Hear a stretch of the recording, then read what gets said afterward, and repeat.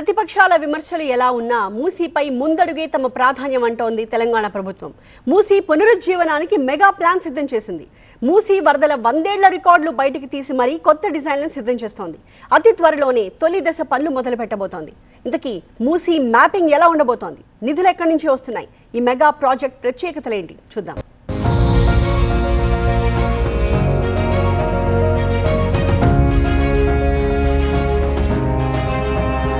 ఒకప్పుడు భాగ్యనగర జీవన వాహినిగా వెలిగి ఇప్పుడు కాలుష్య కాసారంగా మారిన మూసీ నది సరికొత్త చరిత్రకు సిద్ధమవుతోంది. నగర పర్యావరణాన్ని, ప్రజారక్షణను పూర్తిగా మార్చేలా ప్రభుత్వం ఒక ప్రణాళికను రూపొందించింది. హైదరాబాద్ నగర పరిధిలో 55 కిలోమీటర్లు సాగే ఈ మహా ప్రాజెక్టును 2 విడతలుగా చేపట్టాలని నిర్ణయించారు. దీనికోసం ప్రత్యేకంగా ఏర్పాటు చేసిన Musi river front development corporation ఆధ్వర్యంలో మాస్టర్ ప్లాన్ కూడా సిద్ధమైంది. ఈ సుదీర్ఘమైన మార్గంలో అత్యంత కీలకమైన మొదటి దశ పనుల కోసం 21 కిలోమీటర్ల మేర నదీ తీరాన్ని ఎంపిక చేశారు.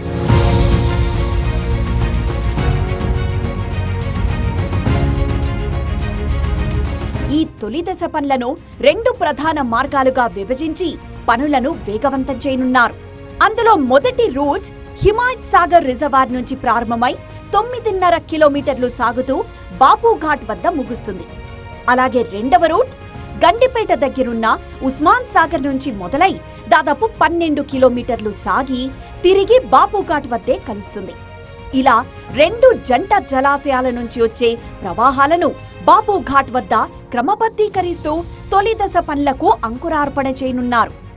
ఇక్కడితోనే ఆగకుండా ఉస్మాన్ సాగర్, హిమాయత్ సాగర్ నుంచి నగర అవతల వైపున్న గౌరెల్లి గ్రామం వరకు ఎంత నీటి ప్రవాహం ఉంటుంది అనే అంశంపై కన్సల్టెన్సీ సంస్థలు అంతర్జాతీయ పద్ధతుల్లో శాస్త్రీయ అధ్యయనం కూడా పూర్తి చేశాయి.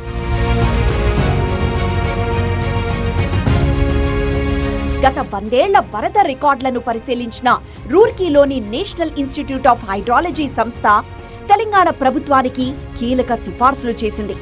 భవిష్యత్తులో అకస్మాత్తుగా క్లౌడ్ బర్స్ట్ లేదా అతి భారీ వర్షాలు కురిసినా నగరం మునిగిపోకుండా ఉండాలంటే ఏకంగా 1,50,000 క్యూసెక్కుల గరిష్ట వరద ప్రవాహాన్ని తట్టుకునేలా మూసీ నదీ గర్భాన్ని, దాని డిజైన్లను రూపొందించాలని స్పష్టం చేసింది. రూర్కీ నిపుణుల కమిటీ ఇచ్చిన ఈ నివేదిక ఆధారంగానే ఇంజనీర్లు ఎక్కడికక్కడ హైడ్రాలిక్ నిర్మాణాలను ప్లాన్ చేశారు. ఇక ఇంత పెద్ద భారీ ప్రాజెక్టులకు నిధుల సమీకరణ ఎలా అన్న దానిపై కూడా ప్రభుత్వం స్పష్టమైన రోడ్ మ్యాప్ ను కేబినెట్ ముందుంచింది. మొదటి దశకయ్యే మొత్తం అంచనా వ్యయం 7,345 కోట్ల రూపాయలుగా తేల్చారు. ఇందులో హిమాయత్ సాగర్ నుంచి బాపుఘాట్ వరకు 3,232 కోట్ల రూపాయలు కాగా, ఉస్మాన్ సాగర్ నుంచి బాపుఘాట్ వరకు 4,113 కోట్ల రూపాయలు ఖర్చవుతుందని అంచనా వేశారు. ఈ భారీ బడ్జెట్లో సింహభాగం అంటే 4,500 కోట్ల రూపాయలను ఆసియా అభివృద్ధి బ్యాంక్ నుంచి రుణంగా తీసుకుంటారు. మిగిలిన 2,845 కోట్ల రూపాయలను రాబోయే 2 ఏళ్లలో రాష్ట్ర ప్రభుత్వం తన సొంత వనరుల నుంచి కేటాయిస్తుంది.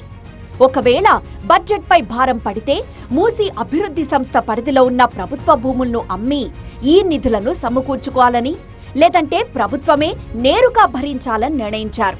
అయితే ఈ వ్యయం కేవలం నిర్మాణాలకేనని, భూసేకరణకయ్యే ఖర్చు దీనికి అదనమని అధికారులు స్పష్టం చేస్తున్నారు.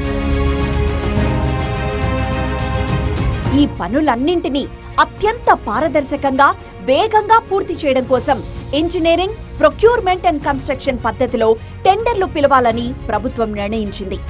మూసీ ప్రాజెక్ట్ అంటే కేవలం ఉద్యానవనాలు, నడక మార్గాల కోసమే ఈ ప్రాజెక్ట్ అనే భావన కొందరిలో అయితే ఉంది.